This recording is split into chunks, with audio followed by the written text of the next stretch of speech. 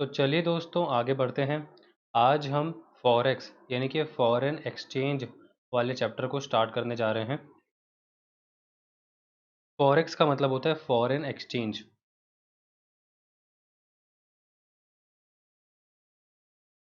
तो जैसे हमारी कंट्री है इंडिया, यहाँ पे बहुत सारे प्रोडक्ट्स एंड सर्विसेज मिलते हैं। आप मार्केट में जाओगे, अलग अलग तरह के प्रोडक्ट्स मिलेंगे आपको, अलग अलग तरीके की सर्विसेज मिलेंगी आपको। तो अगर आपको कोई भी प्रोडक्ट या कोई भी सर्विस चाहिए रहती है मार्केट में, तो आप क्या करते हो? आप पैसे निकाल के देते हो और वहाँ से प्रोडक्ट ले लेते हो या सर्विस ले लेते हो। ठीक है, तो अगर मैं बायर हूँ और मुझे कोई प्रोडक्ट या कोई सर्विस चाहिए, तो सेलर मुझसे पैसे मांगेगा यानी कि मनी मांगेगा। मैं उसे मनी निकाल के दे दूंगा तो वो मुझे प्रोडक्ट या सर्विस दे देगा। ये जो मनी है ना, ये क्या होता है? ये एक मीडियम ऑफ एक्सचेंज होता है। मीडियम ऑफ एक्सचेंज का मतलब है, मैं अगर सेलर के पास जाऊंगा तो उसे बदले में कुछ चाहिए, वो प्रोडक्ट या सर्विस देने के अगेंस्ट में। वो प्रोडक्ट या सर्विस तभी देगा जब मैं उसे कुछ दूंगा।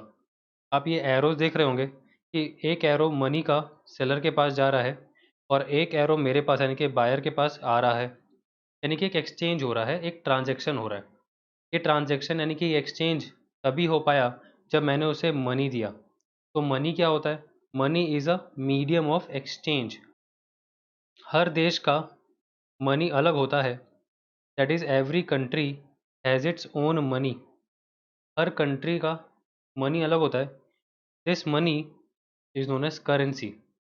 तो जो आपने मनी निकाल के दी, अगर आप इंडिया में हो तो आप रुपीज़ निकाल के दोगे, तो जो आपने रुपीज़ निकाल के दिए उसको, that is India's currency which is rupees. और हर देश का मनी अलग होता है का ये मतलब निकल रहा है कि हर देश की जो करेंसी है वो अलग होती है। तो जैसा कि मैं आपको एक्सप्लेन कर रहा हूँ कि करेंसी हर देश की अलग अलग होती है। मैंने यहाँ पे एग्जांपल में 4 कंट्रीज़ बनाई हैं। जैसे सबसे पहले मैं इंडिया की बात करूँ तो इंडिया की जो करेंसी है वो है रुपीज़, जो आप जानते हैं। और उसका ये जो सिंबल है, जो हिंदी में र लिखा हुआ है और 2 लाइन्स हैं, तो ये कहलाता है करेंसी सिंबल।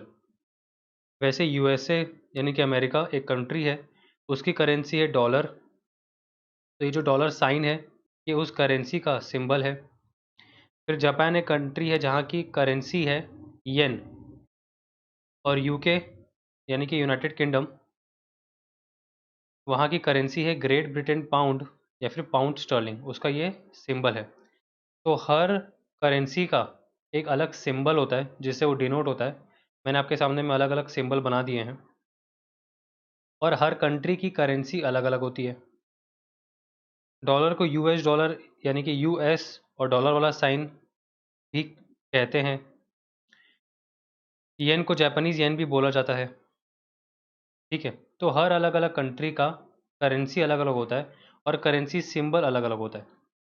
इसी तरीके से एक करेंसी का एक अलग कोड होता है। जैसे अगर हम इंडिया की बात करें तो रुपी का कोड है आईएनआर। डॉलर की बात करेंगे तो यूएसडी। येन की बात करें तो जेपीवाई। और ग्रेट ब्रिटेन पाउंड की बात करें तो जीबीपी। तो ये जेपीवाई, जीबीपी, यूएसडी, आईएनआर क्या है? तो ये करेंसी कोड है। हर करेंसी का एक कोड होता है और हर करेंसी का एक सिंबल होता है। तो मैंने आपके सामने में अलग अलग कंट्रीज़ के अलग अलग करेंसी सिंबल रख दिए और अलग अलग करेंसी कोड रख दिए। तो करेंसी क्या रोल प्ले करते हैं? तो करेंसी मनी का रोल प्ले करते हैं। मनी का रोल प्ले करते हैं मतलब अगर आपको इंडिया में कोई सामान लेना है, प्रोडक्ट लेना है या सर्विस लेना है, तो आप रुपीज़ निकाल के दोगे। That is the medium of exchange in India. अगर आप अमेरिका में हो तो आप डॉलर्स निकाल के देंगे। अगर आप जापान में हो तो आप येन निकाल के देंगे। तो हर कंट्री में ट्रांजेक्शन्स करने के लिए, यानी कि हर कंट्री में प्रोडक्ट्स या सर्विस को बाई सेल करने के लिए, जो मनी यानी कि जो मीडियम ऑफ एक्सचेंज यूज़ होता है, वो उस कंट्री की करेंसी कहलाती है।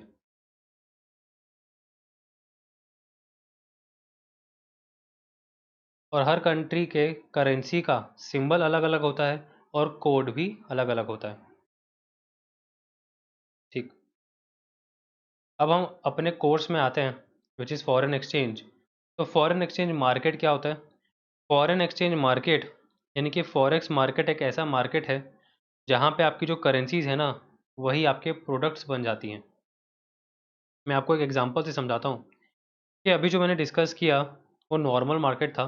नॉर्मल मार्केट का मतलब है आपकी कंट्री के अंदर में अगर आप कोई भी प्रोडक्ट या सर्विस लेना चाहते हैं तो आपको मनी निकाल के देना पड़ेगा, यानी कि आपके देश की जो करेंसी है वो निकाल के देनी पड़ेगी। मेरे देश की करेंसी रुपीज़ है तो मैं रुपीज़ निकाल के दूंगा। मान के चलो कोई जापानीज़ सिटीज़न है, वो जापान में रहता है, वहीं पे काम करता है, तो वो अपनी जेब से येन निकाल के देगा, तभी उसको प्रोडक्ट या सर्विस मिलेगी। तो ये तो हो गया नॉर्मल मार्केट हर अलग अलग कंट्री का। फॉरेक्स मार्केट में क्या होता है, यहाँ पे करेंसी एक दी जाती है और दूसरी करेंसी मुझे मिल जाती है, यानी कि मैं बायर भी हूँ करेंसी का और मैं सेलर भी हूँ करेंसी का। मतलब मैं एक करेंसी निकाल के दूंगा और दूसरी करेंसी ले लूँगा, यानी कि एक प्रोडक्ट दे दूंगा और दूसरा प्रोडक्ट ले लूँगा। यानी कि फॉरेक्स मार्केट में आपको ध्यान ये रखना है कि हर बायर सेलर होता है और हर सेलर बायर होता है। It is very important that from now on you need to treat currencies as product. Rupees, dollar, pound, euro, yen, ये सारी की सारी करेंसीज होती हैं और इन करेंसीज को आपको प्रोडक्ट की तरह डील करना है। यानी कि आपको फॉरेक्स मार्केट को बार्टर मार्केट समझना है। बहुत टाइम पहले एक बार्टर सिस्टम हुआ करता था। बार्टर सिस्टम में क्या हुआ करता था कि आप कुछ सामान देते थे, उसके बदले में कुछ सामान मिलता था। यानी कि तब मनी, यानी कि कॉइन्स, यानी कि डॉलर्स, रुपीज़, ये सब कुछ नहीं हुआ करता था। तो आप एक सामान के बदले दूसरे सामान ले जा सकते थे। मान के चलो मुझे 1 किलो चावल, यानी कि 1 kg राइस चाहिए। मैं मार्केट गया, मैंने मार्केट से 1 kg राइस मांगा, तो मार्केट में सेलर ने बोला कि मुझे भी कुछ दो। तो मैंने बोला मेरे पास एप्पल्स हैं, मेरे पास 2 किलो एप्पल्स हैं। तो उसने बोला कि ठीक है, आप मुझे 2 किलो एप्पल्स दे दो, मैं आपको 1 kg राइस दे देता हूँ।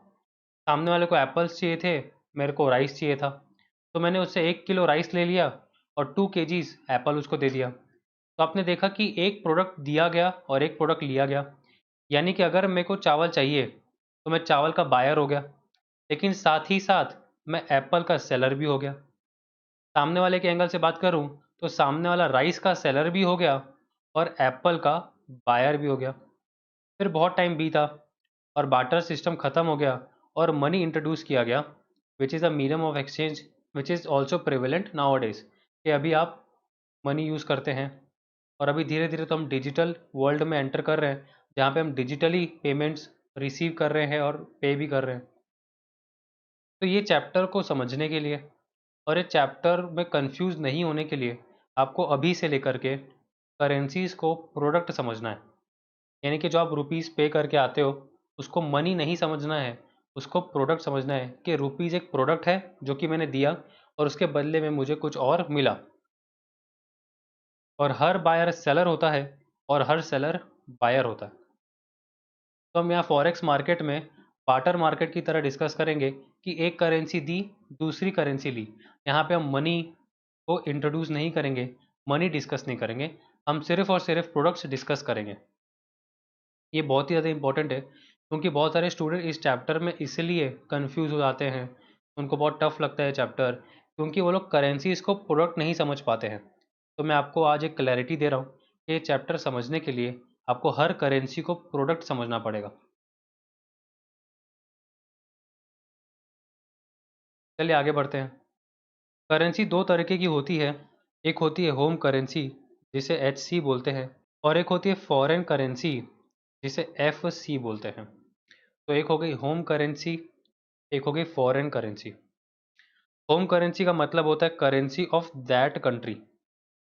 तो मैं इंडिया में रहता हूँ, इंडिया में ही काम करता हूँ, तो India is my home country. ठीक है, मेरा देश इंडिया है और इंडिया की करेंसी रुपीज़ है।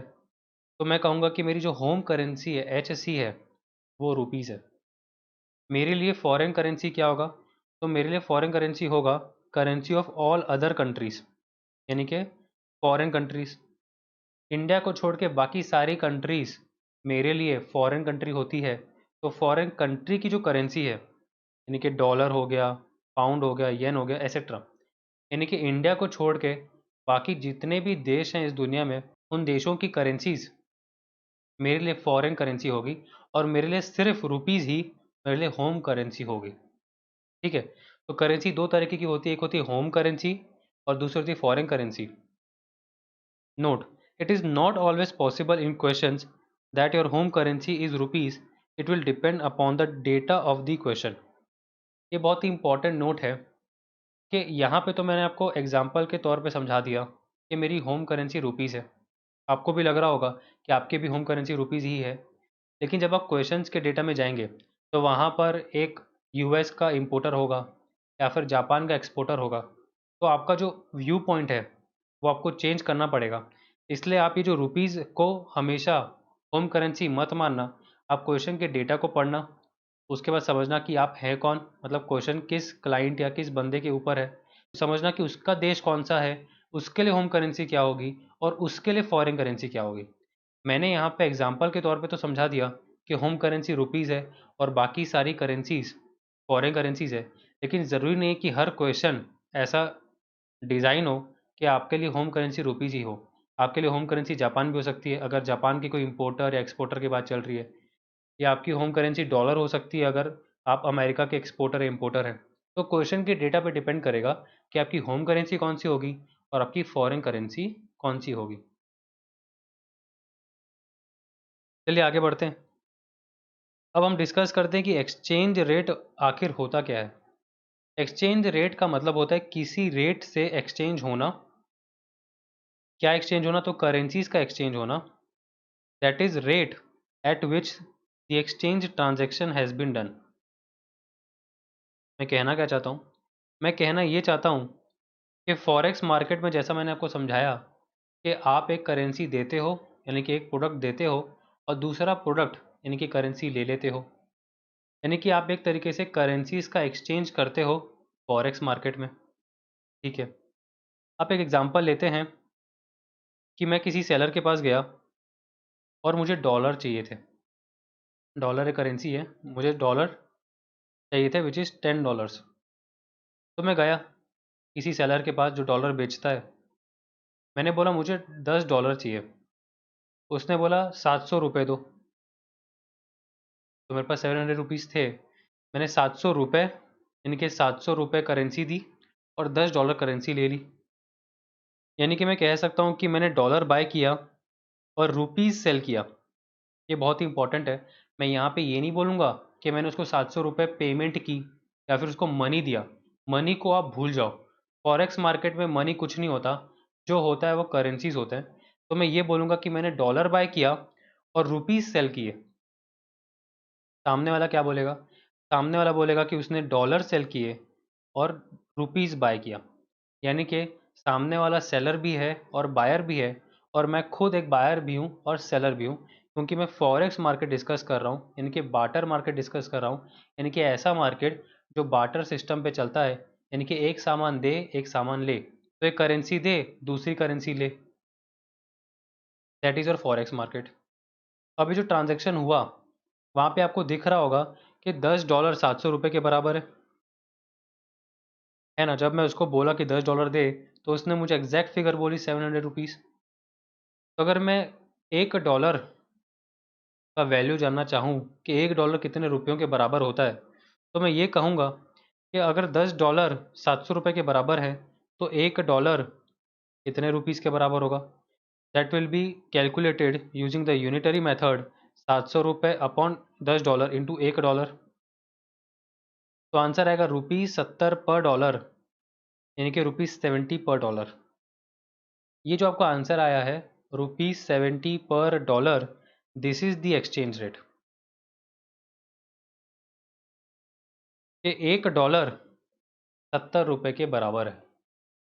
जब भी आप एक करेंसी का जो एक यूनिट है उसके बेस पे दूसरी करेंसी को कैलकुलेट करते हैं तो वो एक्सचेंज रेट कहलाता है।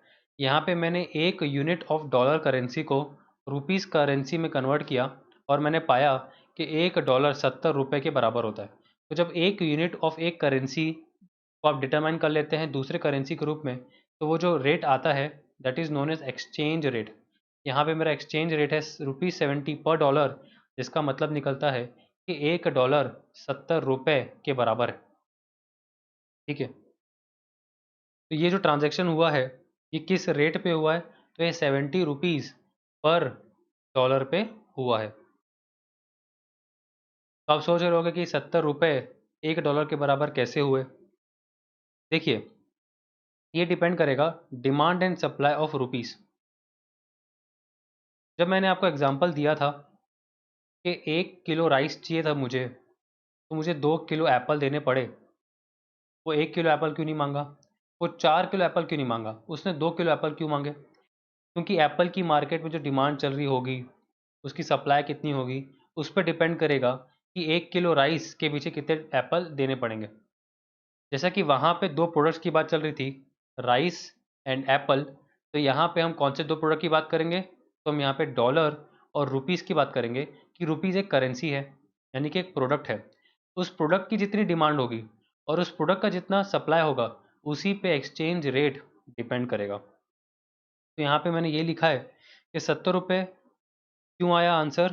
क्योंकि डिपेंड करेगा demand and supply of rupees, कि रुपीस का अवेलेबिलिटी कितना है, यानी कि सप्लाई कितना है, और रुपीस कितने लोगों को चाहिए, यानी कि उसकी डिमांड कितनी है। रुपीस मेरे लिए अगर होम करेंसी है, तो demand and supply of rupees किस पे डिपेंड करेगा? तो डिपेंड करेगा इकोनॉमिक कंडीशंस, पॉलिसीज यानी कि गवर्नमेंट की policies, growth rate of India यानी कि होम कंट्री। तो किसी भी कंट्री की जो इकोनॉमिक कंडीशंस होती है, उसके गवर्नमेंट की जो जो पॉलिसीज़ होती है, वहाँ पे जो ग्रोथ रेट होती है, उस पे डिपेंड करता है कि उसकी जो होम करेंसी है, उसका डिमांड कितना होगा और उसकी सप्लाई कितनी होगी। और उस डिमांड सप्लाई पे डिपेंड करेगा कि एक्सचेंज रेट क्या निकल के आएगा। यहाँ पे अगर हमारी होम कंट्री इंडिया है, तो हमारी होम करेंसी रुपीज़ है। मेरी होम कंट्री अगर अमेरिका होती, तो अमेरिका की जो इकोनॉमिक कंडीशंस है, अमेरिका की जो पॉलिसीज़ हैं और अमेरिका की जो ग्रोथ रेट है, उस पे डिपेंड करेगा कि जो डॉलर है, यानी कि वहाँ की जो होम करेंसी है, उसकी डिमांड कितनी होगी और उसका सप्लाई कितना होगा, और उसी को यूज़ करके हम एक्सचेंज रेट तक पहुँचते हैं, जो यहाँ पे आया है 70 रुपीज़ पर डॉलर, यानी कि $1 70 रुपये के बराबर है। चलिए आगे बढ़ते हैं। तो जो हमारा एक्सचेंज रेट है, विच इज़ ₹70 पर डॉलर, उसमें जो पर डॉलर है, यानी कि 1 यूनिट ऑफ करेंसी, वो कहलाता है बेस करेंसी, यानी कि जिसका भाव आपने निकाला, that is calculation of value of one product, that is $1। तो जिसका आपने भाव निकाला, मतलब डॉलर का भाव निकाला कि $1 कितने रुपयों के बराबर है, तो यहाँ पे आपकी बेस करेंसी होगी डॉलर, और दूसरी करेंसी होगी प्राइस करेंसी, यानी कि रुपीस, यानी कि जिस पर आपने भाव निकाला। तो जब डॉलर का भाव निकालेंगे, तो डॉलर बेस करेंसी होगा, और जिस पर आपने भाव निकाला, यानी कि रुपीस, वो होगा प्राइस करेंसी। यहाँ पे रुपीस की जगह मैं पाउंड, यानी कि GBP, यानी कि ग्रेट ब्रिटेन पाउंड यूज़ करूँ, तो मैं बोलूँगा पाउंड पर डॉलर, कोई सा भी रेट हो सकता है वो। यहाँ पे क्या हो रहा है, यहाँ पे डॉलर का भाव निकाला जा रहा है, और उसको किस में एक्सप्रेस कर रहे हैं, तो उसको पाउंड में एक्सप्रेस कर रहे हैं कि $1 कितने पाउंड के बराबर है। जब मैं ऐसा बोलूँगा, तो डॉलर मेरे लिए बेस करेंसी होगी और पाउंड मेरे लिए प्राइस करेंसी होगी। तो ये दो टर्मिनोलॉजी है जो आपको ध्यान देना है, और आगे चल के भी मैं यूज़ करूँगा, कि जिस पर भाव निकाला जाता है वो होती है प्राइस करेंसी, और जिसका भाव निकाला जाता है उसको बोलते हैं बेस करेंसी।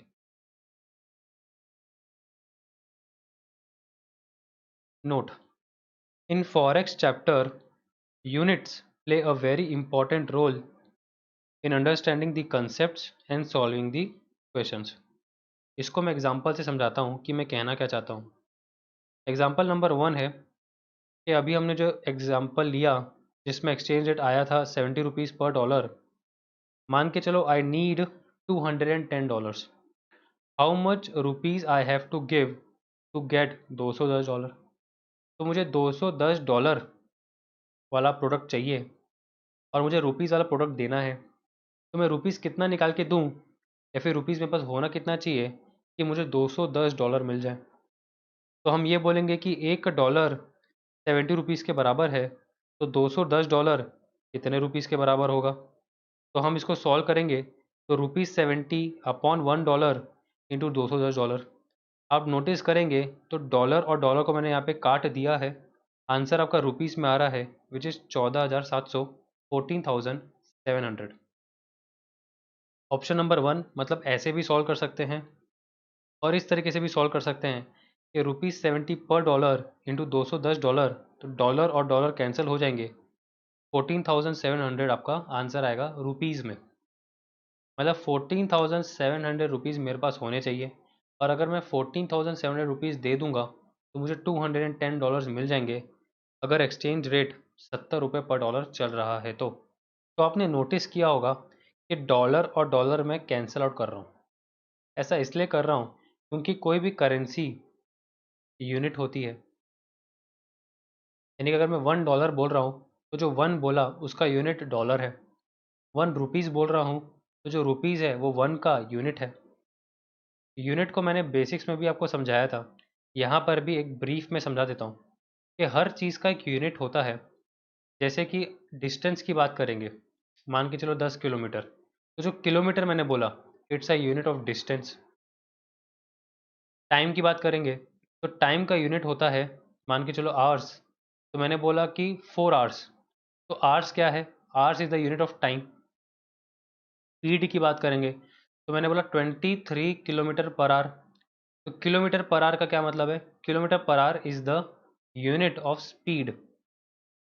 तो हर चीज़ का एक यूनिट होता है।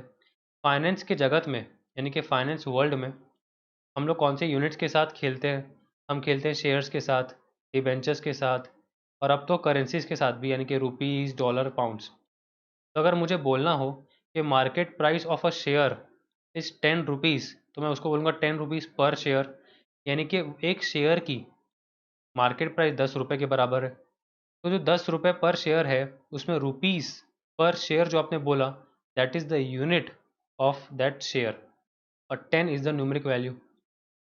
तो अगर एक शेयर का वैल्यू 10 रुपये है और 200 शेयर्स का वैल्यू आपको निकालना है, तो आप क्या करेंगे, आप करेंगे 10 रुपीज़ पर शेयर इंटू 200 शेयर्स। तो आप नोटिस करेंगे शेयर्स और शेयर्स कट जाएगा, आंसर आएगा ₹2000 आएगा ना। तो वैसे ही यूनिट्स जो होते हैं वो कैंसिल आउट हो जाते हैं मल्टीप्लाई करते समय या डिवाइड करते समय। यहाँ पे क्या हुआ, हमने मल्टीप्लाई किया ₹70 डिवाइडेड बाय $1 इंटू $210, तो डॉलर और डॉलर कैंसिल आउट हो गए। हमने 70 और 210 यानी कि न्यूमरिक वैल्यू को सॉल्व किया, तो हमें पता चला कि 70 इंटू 210 इज इक्वल टू 14,700। फिर हमने देखा कि सिर्फ रुपीज़ ही एक यूनिट है जो बचा है, तो हमने उसके आगे रुपीज़ लगा दिया, तो हमारा आंसर आ गया ₹14,700। ये यूनिट्स को आपको हर क्वेश्चन में और हर कंसेप्ट में लेके चलना है। मैं सिर्फ फॉरेक्स की बात नहीं कर रहा, मैं पूरे के पूरे एसएफएम की बात कर रहा हूँ। बहुत बार ऐसा होता है कि यूनिट्स आपस में कैंसिल आउट हो जाते हैं बट हमें पता नहीं चलता, हमारा ध्यान नहीं जाता। लेकिन फॉरेक्स चैप्टर को समझने के लिए बहुत ही ज़रूरी है कि हर कैलकुलेशन में यूनिट्स कैसे काम कर रहे हैं, कौन सा यूनिट कैंसिल आउट हो रहा है, उस पर विशेष ध्यान देना चाहिए।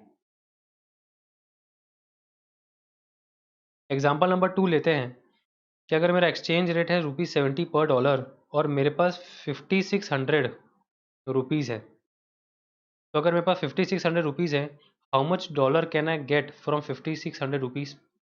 तो मैंने बोला 70 रुपये $1 के बराबर है, तो 5600 रुपीज़ कितने डॉलर के बराबर होगा, दैट इज़ $1 अपॉन ₹70 इंटू ₹5600। तो रुपीज़ और रुपीज़ कैंसिल आउट हो गया, आंसर मेरा डॉलर्स में आया $80। ठीक है, this is option number 1। Option number 2 है आपके पास कैलकुलेशन करने का, ₹5600 डिवाइड बाय ₹70 पर डॉलर, यानी कि आप क्या कर रहे हो, आप ₹5600 को डिवाइड कर रहे हो ₹70 अपॉन $1। तो जब भी कोई चीज़ डिवाइड होती है तो वो ऊपर नीचे हो जाती है, यानी कि 70 नीचे चला जाएगा और 1 जो है वो ऊपर आ जाएगा। तो मल्टीप्लाई कर दोगे $1 अपॉन ₹70 से, तो रुपीज़ और रुपीज़ कैंसिल आउट हो जाएंगे, आंसर अभी भी आपका $80 ही आएगा।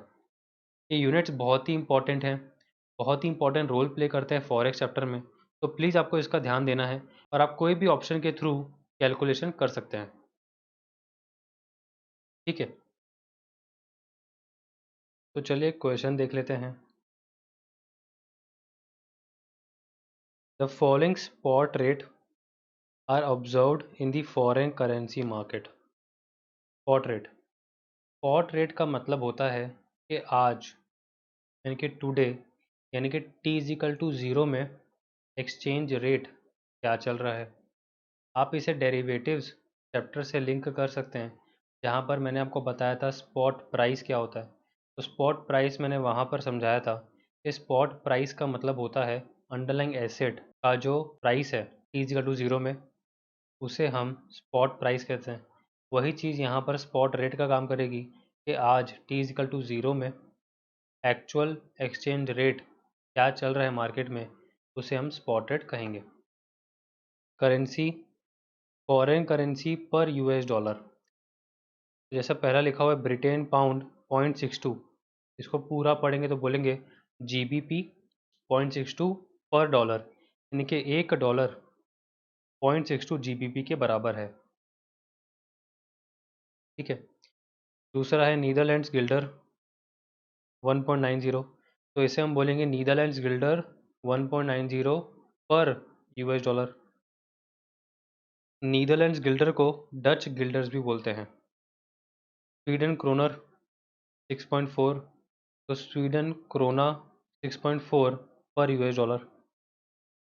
स्विट्ज़रलैंड फ्रैंक, तो स्विट्ज़रलैंड फ्रैंक को स्विस फ्रैंक भी बोलते हैं 1.5, यानी कि स्विस फ्रैंक 1.5 पर डॉलर, यानी कि एक डॉलर 1.5 स्विस फ्रैंक के बराबर है।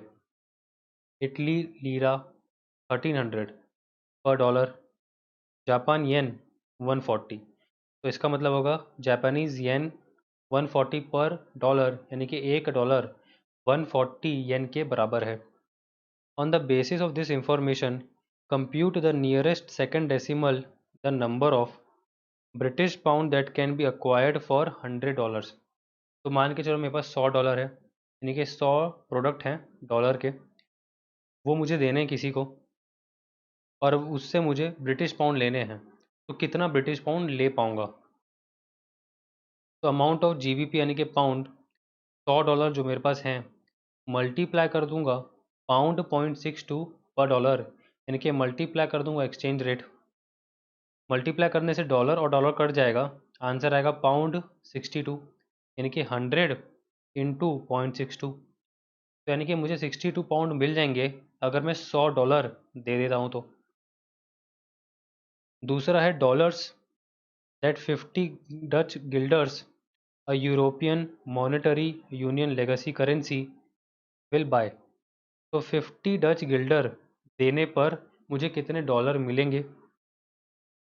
अमाउंट ऑफ यूएस डॉलर जो मुझे मिलेंगे वो होगा 50 डच गिल्डर्स, यानी कि नीदरलैंड गिल्डर्स, डिवाइड कर देंगे इसके एक्सचेंज रेट से, विच इज़ 1.9। तो 1.9 डच गिल्डर पर dollar. Dutch Gilder cancel out हो गया, आंसर आएगा 26.32 अप्रॉक्सीमेटली डॉलर्स। तो 50 डच गिल्डर 26.32 डॉलर के बराबर होते हैं।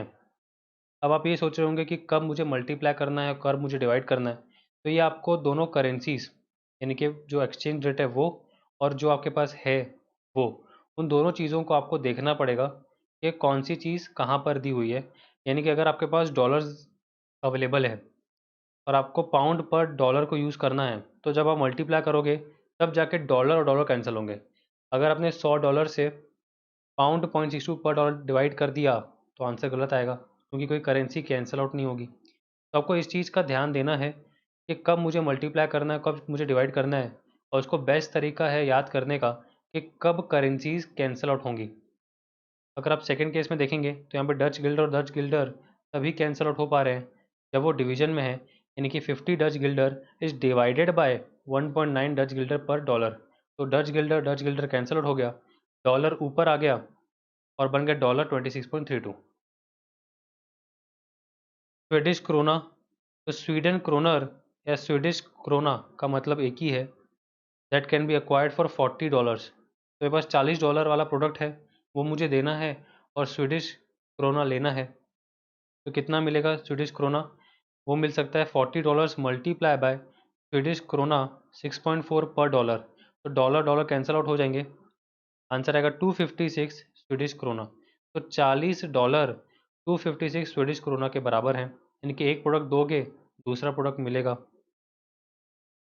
फिर है dollars that 200 Swiss franc can buy, तो आप 200 स्विस फ्रैंक दोगे तो डॉलर कितने मिलेंगे, तो डॉलर मिलेंगे 1.5 के रेट से, यानी कि amount of US dollar 200 Swiss franc divided by 1.5 Swiss franc पर डॉलर, तो स्विस फ्रैंक कैंसल आउट हो जाएगा, आंसर आएगा डॉलर 133.33। इटालियन लीरा, तो इटली लीरा या फिर इटालियन लीरा एक ही मतलब है। एन ई एम यू का मतलब होता है European monetary union legacy currency that can be acquired for $10। तो $10 में कितने इटालियन लीरा मिलेंगे, तो amount of Italian lira is equal to $10 into Italian lira 1300 per dollar, तो डॉलर डॉलर कैंसिल आउट हो गया और आंसर आएगा 13,000 Italian lira. Dollars that 1000 Japanese yen will buy, मतलब मेरे पास 1000 जापानीज येन है और मुझे डॉलर चाहिए, तो amount of US dollar is equal to yen 1000 upon yen 140 per dollar, yen yen cancel out हो जाएंगे, आंसर आएगा डॉलर 7.14। तो आपको पहला काम क्या करना है, तो पहला काम ये है कि आपको एक्सचेंज रेट अच्छे से समझना है और पूरा का पूरा एक्सचेंज रेट को क्या बोलना है वो समझना है। यानी कि यहाँ पे तो सिर्फ 0.62 लिख दिया, लेकिन आपको क्या बोलना है, आपको बोलना है पाउंड 0.62 पर डॉलर, कंप्लीटली बोलना है। फिर आपको डिसाइड करना है कि डिवाइड करेंगे कि मल्टीप्लाई करेंगे, तो वो आपको देख के समझ में आ जाएगा कि डिवाइड करना है कि मल्टीप्लाई करना है, ये सोच के कि करेंसीज को कैंसिल आउट करना है। तो अगर करेंसी कैंसिल आउट हो रही है मतलब आप सही जा रहे हो, और अगर कैंसिल आउट नहीं हो रही है तो आप गलत जा रहे हो। ठीक है,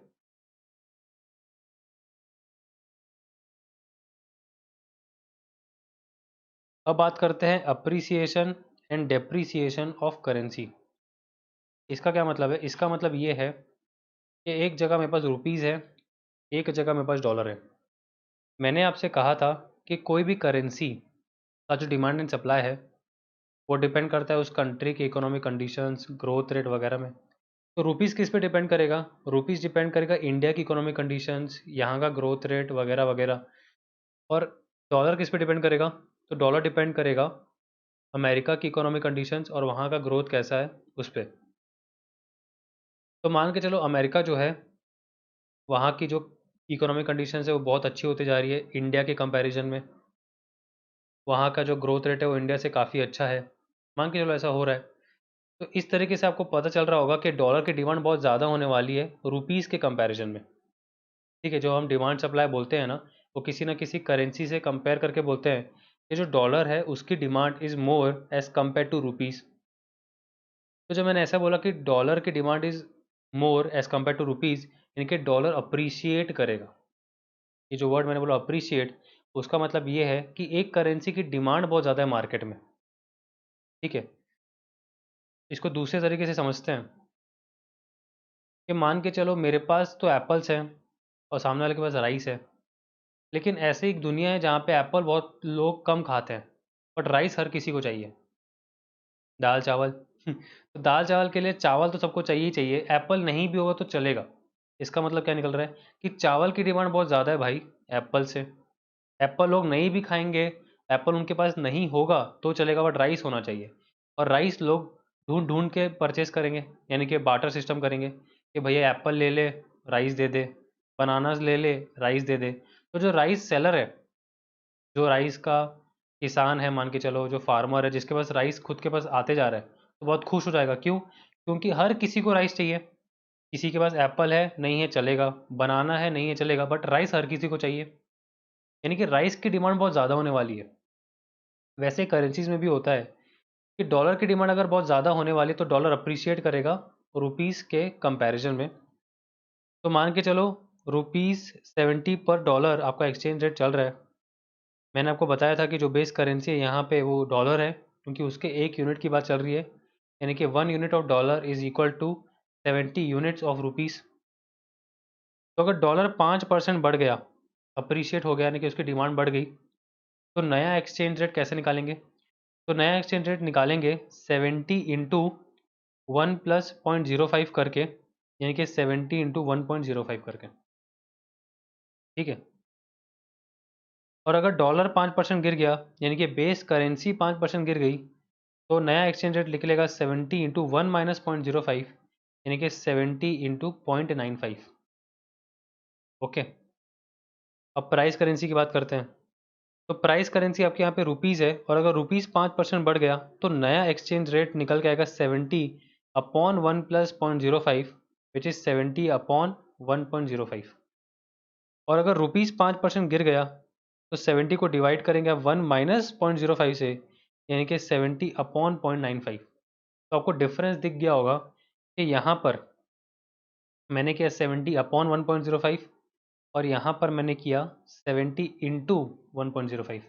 ये इसलिए किया क्योंकि कौन से करेंसी की बात चल रही है उस पर डिपेंड करेगा कि नया एक्सचेंज रेट क्या होने वाला है। अगर बेस करेंसी की बात चलेगी तो इस तरीके से आप नया एक्सचेंज रेट निकालेंगे, और अगर प्राइस करेंसी की बात चलेगी तो इन दोनों तरीक़ों से आप नया एक्सचेंज रेट निकालेंगे। क्योंकि सिंस एक चीज़ की डिमांड बढ़ रही है तो जो पहले का एक्सचेंज रेट है विच इज़ 70 रुपीज़ पर डॉलर, वो चेंज होगा। तो किस तरीके से चेंज होगा मैंने आपको दिखा दिया। तो चलिए इसको और समझते हैं कि यहाँ पे आपका आंसर आ रहा है 73.5, यहाँ पे आंसर आ रहा है 66.5, रुपीज़ में आपका आंसर आ रहा है 66.67, और यहाँ पे आ रहा है 73.68। तो अगर डॉलर 5% बढ़ गया तो नया एक्सचेंज रेट होगा 73.5। इसका मतलब ये निकल रहा है कि डॉलर की डिमांड मार्केट में बहुत ज़्यादा है, यानी कि लोग 70 रुपये की जगह अब 73.5 रुपीज़ ही देंगे तो उनको $1 मिल जाएगा। मतलब कल तक जो चीज़ 70 रुपये की थी, आज वो 73.5 की हो गई। ऐसा क्यों हुआ? कोई भी चीज़ की जब डिमांड बढ़ती है तो वो महंगी हो जाती है, ये बेसिक इकोनॉमिक्स है। वैसा ही अगर अपन ये देखें कि अगर डॉलर 5% गिर गया, यानी कि उसकी डिमांड 5% कम हो गई, तो आंसर आ रहा है 66.5। इसका मतलब ये निकल रहा है कि पहले जो चीज़ 70 रुपये की थी, डॉलर एक प्रोडक्ट है, तो वो प्रोडक्ट 70 रुपये का बिक रहा था मार्केट में, लेकिन उसकी डिमांड गिर गई, लोगों को वो चाहिए नहीं, तो अभी वो 66.5 पे आ चुका है। यानी कि अब लोगों को 66.5 ही देना है और डॉलर उनको मिल जाएगा। कल तक जिस चीज़ के लिए आप 70 रुपीज़ दे रहे थे, आज वो सस्ती मिल रही है मार्केट में, यानी कि 66.5 में मिल रही है। क्यों ऐसा? तो उसकी डिमांड कम हो गई। तो ये होगा डॉलर का एंगल। अब रुपीज़ के एंगल से बात करते हैं कि अगर रुपीज़ 5% बढ़ गया, रेट हो गया 66.67। सीधी बात है कि अगर रुपीज़ अप्रिशिएट कर गया 5% से, तो जो एक्सचेंज रेट है वो कम हो जाना चाहिए। तो एक्सचेंज रेट कम हो गया 70 रुपये से 66.67, यानी कि रुपीज़ मजबूत हो गया। यानी कि कल तक जिस चीज़ को पाने के लिए आपको 70 रुपये देने पड़ रहे थे, अब वो चीज़ आपको 66.67 यानी कि सस्ती मिल जाएगी। और अगर रुपीज़ 5% कमज़ोर हो गया, यानी कि 5% डेप्रीशिएट हो गया, तो आपको डॉलर पाने के लिए 73.68 देना पड़ेगा। यानी कि कल तक जो चीज़ 70 रुपये की थी, आज वो महंगी हो गई, आज वो 73.68 की मिल रही है। तो अगर आपने कहीं पे पहले सुना हो कि रुपया मजबूत होना चाहिए, रुपया कमज़ोर होता जा रहा है, या डॉलर मजबूत होता जा रहा है, या डॉलर कमज़ोर हो रहा है, ये कमज़ोर और मजबूत का क्या मतलब है? कमज़ोर और मजबूत का मतलब होता है अप्रिसिएशन एंड डेप्रिसिएशन। और इस एग्जाम्पल से मैंने आपको समझाया कि अप्रिसिएशन डेप्रिसिएशन काम कैसे करता है।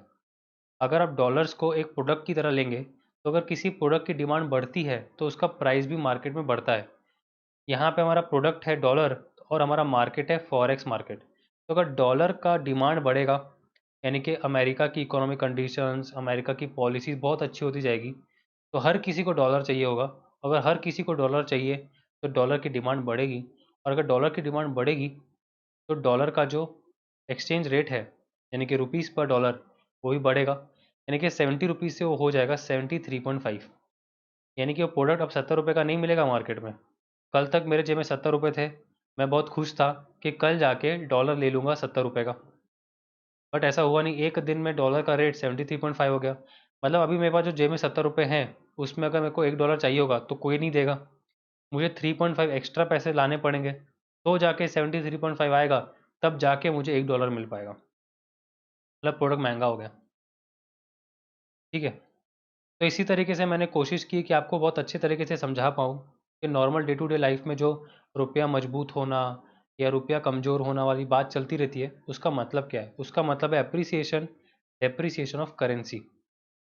ठीक है, जिसमें आपको करेंसीज को प्रोडक्ट लेके चलना है, वो एक तरीके का प्रोडक्ट है। चलिए क्वेश्चन देख लेते हैं।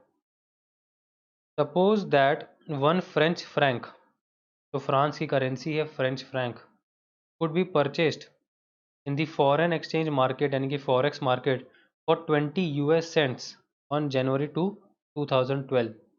यूएस सेंट्स का क्या मतलब है? तो जैसे इंडिया में पैसा होता है यानी कि 100 पैसा इज इक्वल टू 1 रुपीज़, वैसा ही अमेरिका में यूएस सेंट्स होते हैं यानी कि 100 सेंट्स इज इक्वल टू $1।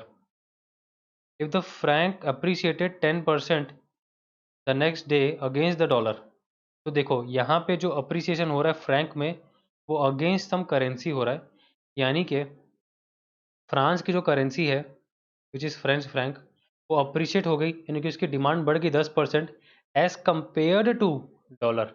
तो जब भी आप अप्रिसिएशन डेप्रिसिएशन की बात करें, वहाँ पे आपको जो सामने वाली करेंसी है उसकी भी बात करनी है कि किसके अगेंस्ट में वो अप्रिशिएट हो गया। यहाँ पे फ्रेंच फ्रैंक अप्रिशिएट तो हुआ लेकिन अगेंस्ट डॉलर हुआ। ठीक है, how many francs would a dollar buy on 3 January 2012, यानी कि $1 से कितने फ्रेंच फ्रैंक आप परचेज कर सकते हैं।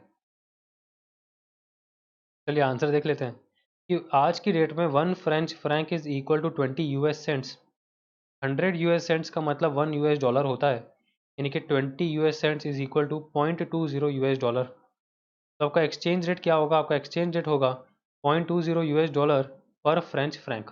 तो this is your current exchange rate, यानी कि आज अगर आपको एक फ्रेंच फ्रैंक चाहिए तो $0.20 देने पड़ेंगे। फ्रेंच फ्रैंक यहाँ पे बेस करेंसी है और डॉलर यहाँ पे प्राइस करेंसी है। तो हमने पहले पता किया कि कौन सी करेंसी अप्रिशिएट या डेप्रिशिएट हो रही है। तो हमें पता चला कि जो बेस करेंसी है यानी कि फ्रेंच फ्रैंक है, वो अप्रिशिएट हो रही है 10% अगेंस्ट डॉलर, यानी कि 10% बढ़ गई।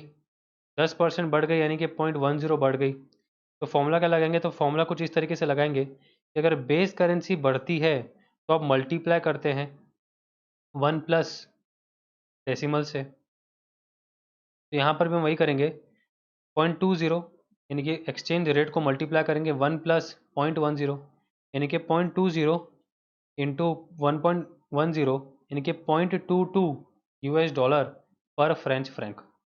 यानी कि आज एक फ्रेंच फ्रैंक $0.22 के बराबर है, यानी कि अगर आप एक फ्रेंच फ्रैंक देंगे तो $0.22 मिलेगा। और कल तक क्या हो रहा था? कल तक अगर आप एक फ्रेंच फ्रैंक देते तो $0.20 मिलता। इसका मतलब क्या निकल रहा है? इसका मतलब ये निकल रहा है आपको डॉलर ज़्यादा मिल गए। कल तक आपके पास एक फ्रेंच फ्रैंक था, वो $0.20 आपको दिलाता, बट आपने उसको बेचा नहीं, आपने अपने पास रखा। अगले दिन मार्केट में गए तो एक फ्रेंच फ्रैंक के पीछे $0.22 यानी कि $0.02 एक्स्ट्रा मिल रहे हैं आपको।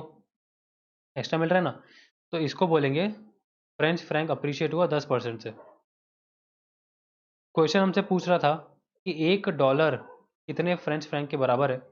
तो मैंने बोला अगर $0.22 एक फ्रेंच फ्रैंक के बराबर है तो $1 कितने फ्रेंच फ्रैंक के बराबर होगा? तो ये होगा 1 French Frank upon $0.22 into $1। Dollar dollar cancel out हो जाएगा, आंसर आएगा 4.5455 फ्रेंच फ्रैंक। तो $1 4.5455 फ्रेंच फ्रैंक के बराबर है। ठीक है।